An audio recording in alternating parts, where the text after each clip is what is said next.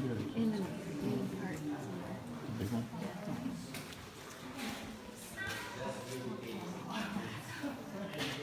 Remember while the two guys talking, no talking. Alright, so this cave right now, the fantasy cave, would have been discovered back in 1909. It was discovered by a man by the name of Arthur Haycock, and basically how he would have discovered the cave, one day he was burning some leaves and shrubbery from his garden, and he realized all the smoke instead of going up in the air actually seemed to be getting sucked down. So he followed that smoke into his backyard. Eventually he came across a hole, and he saw the smoke actually getting sucked into that hole. So he figured this very well could be a cave. The crystal cave had just been discovered 2 years prior in 1907. He saw all the business they were making, all the money they were making. He wanted to make some money as well. However, he wasn't quite sure as to whether or not he actually had a cave in his hands. One thing is for sure, he was a lot smarter and wiser than the two boys that would have discovered the crystal cave. So he was never going to climb down here himself. So what he did was, he sent the neighbor's kid down for him. He did all the further searching, and then about a year later, in 1910, this cave was opened up for the first whiskey. Now this cave first opened up for business. They were doing quite well with business. However, towards around 1941, due to the introduction of the Second World War, business wasn't doing a shot. So they actually shut the cave down, sold the property to a family called the Wilkinson family. They owned all the property above this cave, everything in the area. They wanted to continue that on. However, they actually kept it shut down for about 60 years. Just recently reopened back in 2001. So that'll make the cave about 15, 16 years old as far as recent business goes. So the cave might have just been opening by the time you were here last. However, this cave was shut down for quite some time. The cave's actual age, in case you're wondering, this cave is between 2 to 2.5 million years old. So very old cave. Now the main difference you're really going to find between this cave and the crystal cave would be color and climate. So if you look around, you're going to see a lot of reds, browns, and oranges. All these different colors you're going to see in this cave, are all reflective of what's on the surface. Now Bermuda soil, we have quite a bit of clay. In that clay is something we have called iron oxide. So as water is coming in, it's abstracted the dyes from that iron oxide. That's going to stain the rocks and also create a formation for some of those hues and colors as well. Now the climate, you might notice this cave is a little warmer than most caves you probably do. That's because the humidity down here is at about 100%. Now the reason why the humidity rate is so high is because we only have the one opening at the very surface. So as all that air is coming down, there's no other outlet for it. It's going to stay down here, stay very warm, very moist, plus the 100% humidity that we have today. But with the humidity, you get quite a bit of condensation. So if you touch the railings, notice the railings are moist. That's nothing like any sweaty hands or anything. That's all the condensation that moves around with the calcium carbonate from the limestone, and it actually creates what you have right up here called a popcorn or cauliflower formation. So you don't find these in too many caves, just because most caves usually do. Now this point, I'm going to get the lights on for you so you can head over towards that section. Once you get over there, you can take some pictures. If you have any questions about anything you see over there, feel free to come back to me. I'll be more than happy to answer your questions. Also, if you'd like to get any photos taken, I'll be more than happy to be a personal photographer for the next couple of minutes or so. Is this deeper level? Yeah, it's actually quite deceptive. So the deepest point is going to be heading over here in this area. So that's about 25, 30 feet going down to there. And there's actually a passageway leading from here to the crystal cave. And we're in the middle of that. It actually reaches to about 150 feet. And it's about a quarter mile to the crystal cave, about a half mile from here to the ocean.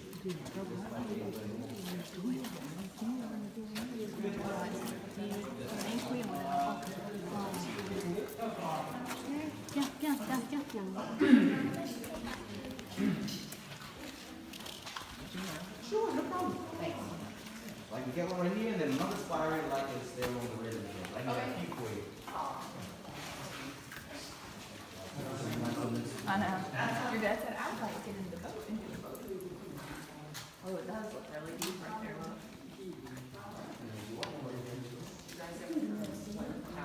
I would like to, I just value my employment.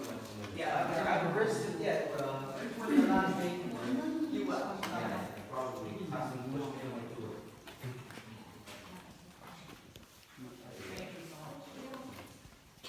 This is very light. It's about 72 degrees.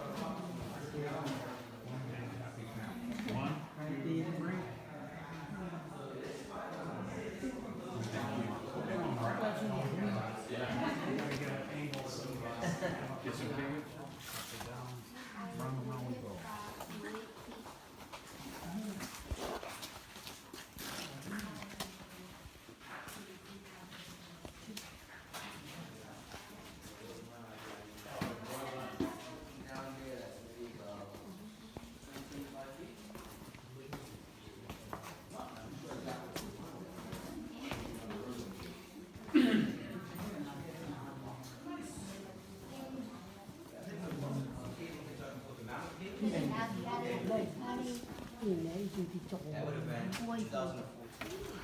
Oh. Oh, I didn't even notice that. It's another rest stop.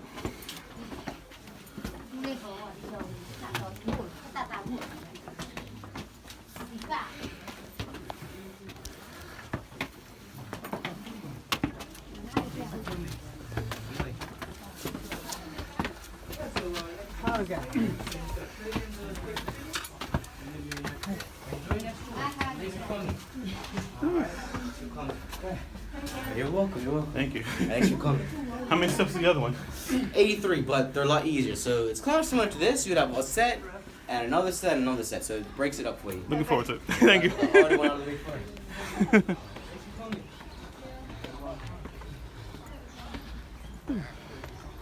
That's the Deli ice cream parlor. They say that's good ice cream there. Or famous ice cream? I don't know, whatever. Same thing, I guess. Ooh, that was a nice little workout. I'll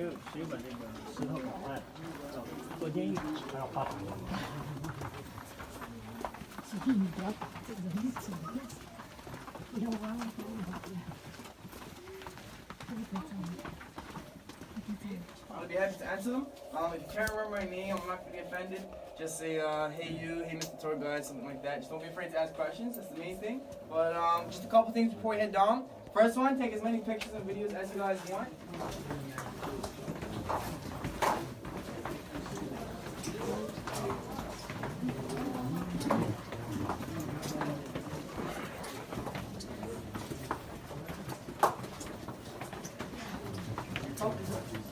It's not that steep.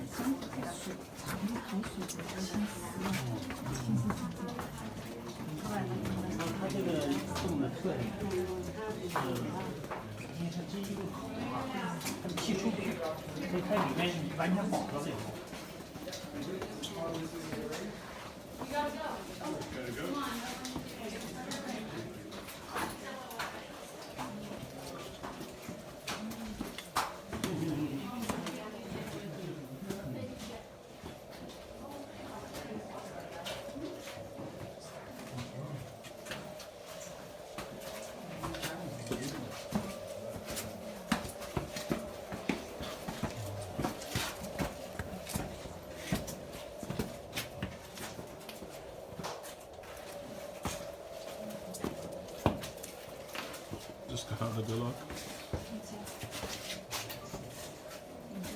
I think that's 3 total.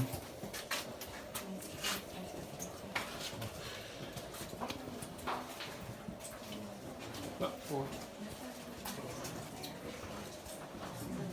Yeah.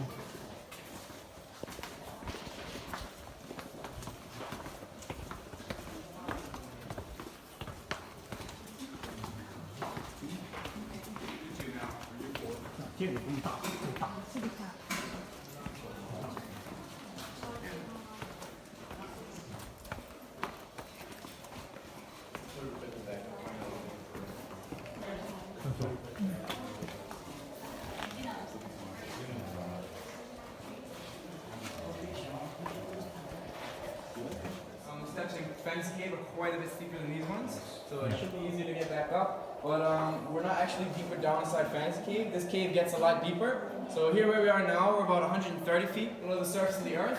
And then the original entrance way up here behind this retaining wall. So if you didn't quite catch that, as you walk back up the steps, see if you can stand right here and look up there, see if you see a little bit of light. It's kind of hard to see right now because the doors are closed up there. But that's where the cave was first discovered from. So this cave was first discovered in March 1907 by 2 little boys.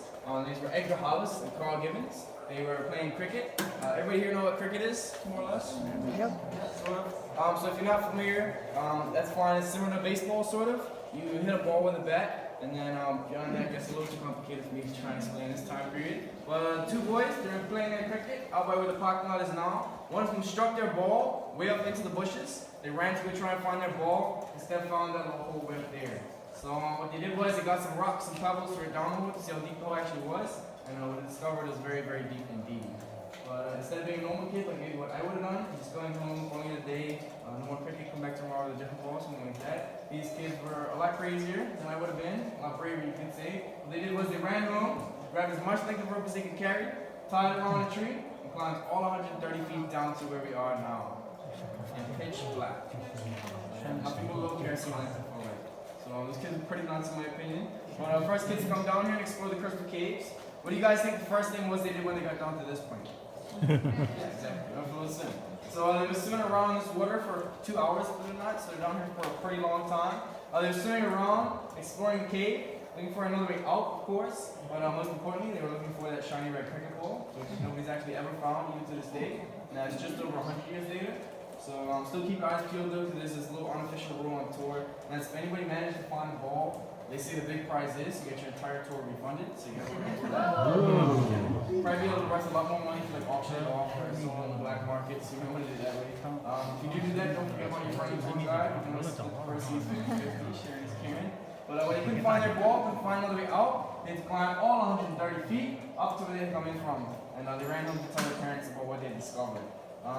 Knowing my parents, I definitely would have found myself grounded for at least a couple hundred years when I came down here in pitch black. But their fathers were actually even crazier than them. So knowing what was down here, they came down that very same rope the next day to go explore the cave for themselves. And what they discovered was this cave actually extends below their neighbor's house. The neighbors are called the Wilkinson family. So they're a very wealthy family in Bermuda. They own this cave, the fantasy cave, a lot of the land, and they made this cave where we are now, so they're pretty rich. They opened up this cave as a tourist attraction the next year in 1908. And how they did this, they built 165 very steep wooden spiral staircases going down from that original entrance down to the dock area similar to what we had here. It wasn't a pontoon bridge at the time though, so if you guys look behind you in the water, can you see that little rowboat? So something similar to that over here, you'd actually row yourself all the way to the back of the cave, all the way back to this point, and that would pretty much be your tour. But if you guys wanted to go on a boat ride today, you did kind of just miss it. You all should have come before 1912, because this is the last boat tour I left the dock. So in 1912, they're getting so many visitors that the system wasn't feasible anymore. So they took away those steps, blasted off that new entry the river just came in, and built the pontoon bridge, giving us something similar to what we see today. Think about those unguided boat tours though, and another reason why they were stopped. If you look here towards above the water, a lot of the stalactites you're going to see throughout the cave system actually have flat bottoms. And that's not natural, they don't grow like this. This is actually evidence that people came down here on those boat tours all those years ago, would have broke pieces off with their hands, or in the case of this big guy right here, they would have had to use a saw or something, and they'd actually take those pieces home as souvenirs. But obviously we know better than to do that now. They do take a long time to grow. All the formations in this cave, they grow at an average rate of about 1 cubic inch per 100 years. They do take that time. So a cubic inch is like an ice cube for us, so we're trying to estimate how old some of these are, see how many ice cubes we can fit in that, times by 100, you get a very rough idea. But just real quick, how they form. Rainwater seeps down to the porous limestone layer that covers Bermuda. Takes up to 2 months to reach where we are now. Picks up traces of the calcium carbonate deposit called calcite. That's what all these are made out of, is calcite. First forms these little guys up here, called soda straws. Very scientific name. But they're completely hollow and very brittle, and they're the start of every stalactite. So when these get blocked off by deposits, that's how we get stalactites, as the water runs down the outside. You know, water drips from the cave ceiling to the cave floor. Built upwards, thousands of years, we get stalagmites, like these ones back here. And then when the stalactite and the stalagmite meet, we get this one right here called a column. So this column is about 25,000 years old. That's the estimate on this one. Whole cave between 1.6 and 2 million years old. So what we're gonna do now, just so we can get on the bridge, we have to let this group come off. So I'm just gonna get you guys to create a little path for them to come through. You get one side of the other.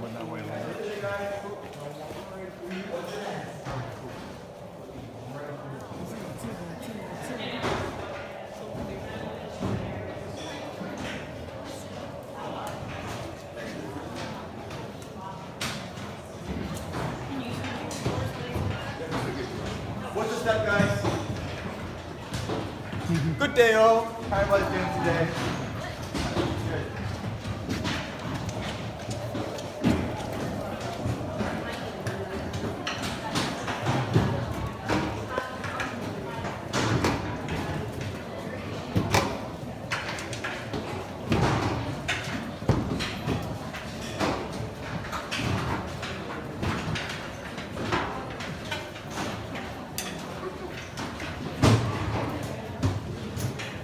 No bridge.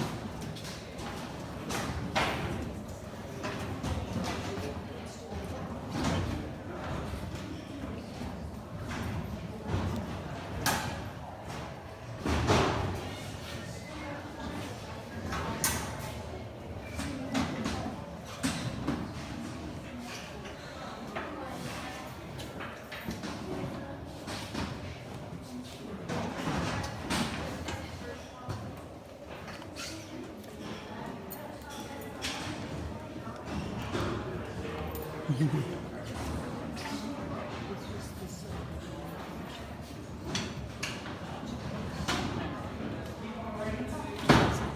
a slight magnifying effect going on, which makes the C4 look a little bit closer to us than it actually is. That's why it's a little bit shallower than 40-45 feet deep. You guys also going to notice some stalagmites. So over here, this one we call the Gibson Lighthouse. Right next to the lighthouse, we have the castle. Now these are almost 20 feet tall, but they're completely submerged underwater even at low tide, which is kind of weird because of course the rainwater can't reach them with the calcite to build them upwards. So while they're here, before the last ice age, about 18,000 years ago, this cave would have been completely dry, which allowed the stalagmites to form up and sea levels rose, so they don't get any higher anymore. But that's why these two are here to this day. And even though it doesn't make up the ocean, we're not really going to see any fish. All the light in this cave is artificial man-made light, no natural light and photosynthesis, nothing really for the fish to eat, so they're not going to swim on 1.6 miles in here and pitch black for no food. That's why we're not really going to see the fish. Now we have all the places back in the cave now, you guys are ready? Yeah, you guys get to the back? Get this back.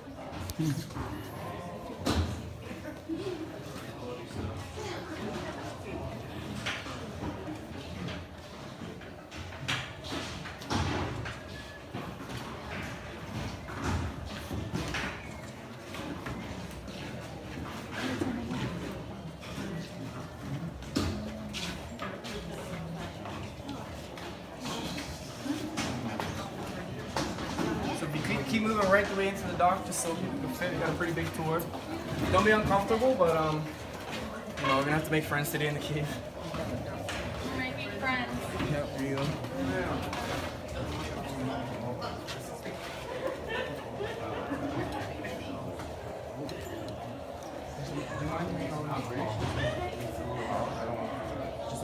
You're fine where you are. Yeah. You can still see everything. Yeah. Alright, just as we're waiting for those people at the back to catch up, I'll show you guys some other formations you can see at this point. So right here you see these ones that look like paper. These are called draperies. So instead of the water dripping straight down, it'll run along the curvature of the limestone, which gives us those ones that kind of look like curtains, like these ones over here. Then right up here, these ones that stick out sideways, these are called helictites. So it's just because we're quite deep down, the water pressure builds up in the stalactites, forces the water out sideways, which gives that appearance of defying gravity. And then this formation right above our head, this big old bulge, this is called a light. So you can see right here. So they kind of run the wires up and hide it with sand. So they're pretty sneaky. If you see any of these, that is man-made, so don't be fooled by those. But just waiting for everybody to get back. You guys can keep coming right up.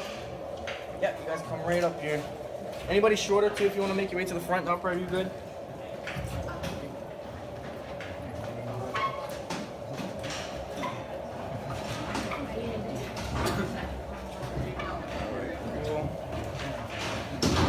Alright, that should be fine. You guys can hang on to the bridge right there. That's cool. So this right here, guys, this is as far back in the cave as we can come. It's as far back as those boat tours would have come from 1908 to 1912. Do you guys know Mark Twain? Everyone here know Mark Twain, the author? Cool. So he was one of the first people in 1908 to go on one of those unguided boat tours, run himself to the back of the Crystal Cave, and check it out for himself. So little claim to fame we have there. The two boys, though, they wouldn't have come back quite this far. They would have stayed over by the dock area with their little lantern. But I can show you guys about how much light they had when they first came down here, if you guys are up for it. Sure. Nobody here is afraid of the dark, right? No. No? Okay, very energetic response. If anybody is afraid of the dark, that's fine. What we're going to do is we're going to go ahead and get over that fear today. So, you guys just want to quickly switch off your phones and your cameras just so there's no light. I'll give everybody a chance to shut those down. Then if you all turn to face the back, coming up with us. But of course, it's not actually there. It's just a reflection on the surface of the water, exactly. So it's there, yeah, It's crazy. and then it's not. It's Yeah, exactly. So you see, that's probably why the city was lost for so long. And anybody here been to New York before? Cool. So you might recognize this. Over here we have the New York skyline. Manhattan over there. So there's St. Patrick's Cathedral. You got Central Park in the back, and the Empire State Building standing up nice and tall right there in the front. And then staying in New York, we also have the Statue of Liberty. Can you see it right there? Gotta use your imagination a little bit for this one. I have to admit, it's while the torch is in the wrong hand, but as close as we can come. We're in Bermuda, so everything's on the left. And then behind the statue guarding it, we got the mighty dragon. So here's his tail, and his spine all the way along his back, leading up to his ferocious head. There it is right there. And he also has a little baby dragon buddy hanging out behind him. There's his face way up there, facing left. Can you guys see him? Kind of smiling, happy to see us, having a good time. Now over here we have the cobra's mouth. Snake's mouth right up there with the fangs. And then moving on to space. The final frontier. The Starship Enterprise. So yeah, if there's definitely one thing people learn on my tours in particular, is that clearly I spend way too much time down here in the caves, so I need to get out a little bit more, but it's kind of cool to come down here and let your imagination run wild and kind of see what you can see. Now real quick, I want to show you guys, this is what we call the romantic setting in the caves. So just the bottom lights, you can see right the way to the bottom, that's pretty cool. And I'll show you guys some of my collection. So down here we got someone's hair tie, over here a bracelet on that rock, got some sunglasses and shades over here, some pennies and stuff up here, camera caps and lenses down here if anybody needs some new ones, those are pretty fresh. Over here is someone's driver's license or ID or something. So I don't know how they're getting home. Then on this side, this is our most recent addition to the collection. Last week we got a really nice pair of Ray-Bans. Be careful looking over. I'm sure you don't want to add anything to the collection. Walking back along the bridge, you can see those. So the only time this stuff really gets picked up is like once a year, once every other year. Divers kind of come into this cave and clean it up. They try not to do it often just because they don't want to stir anything up and prevent the visibility from being so clear. So you guys can have a good time because you can see all the way to the bottom. So do you guys have any questions at all over here? Nobody's got questions? Cool, that means I did something right for once. Awesome. So if I get you guys in the bridge, just stand to this side if you want to see the back. And then everybody at the front, you guys kind of follow me off this way. Everybody behind them, follow them off. We're going to do like a little conga line off the bridge. Make sense? Cool? Alright. Just in case you guys want to take questions. Oh yeah, I want to see. What's it back there? And then again, as we're coming off the bridge, we can't leave any gaps. Try and stick together as much as possible. There's going to be another turtle trying to come on, so we got to be distracted for that. If anybody has any questions, just shoot.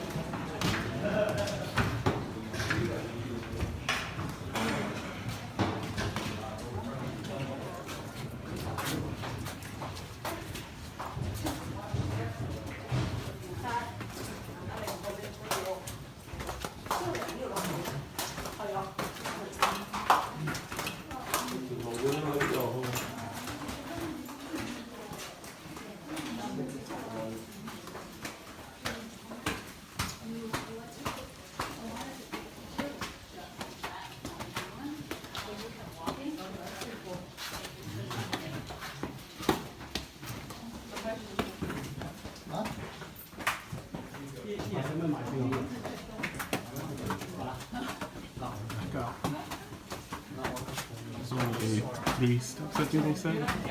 Not too bad. This is the crystal side. The other one that we did earlier was the fantasy.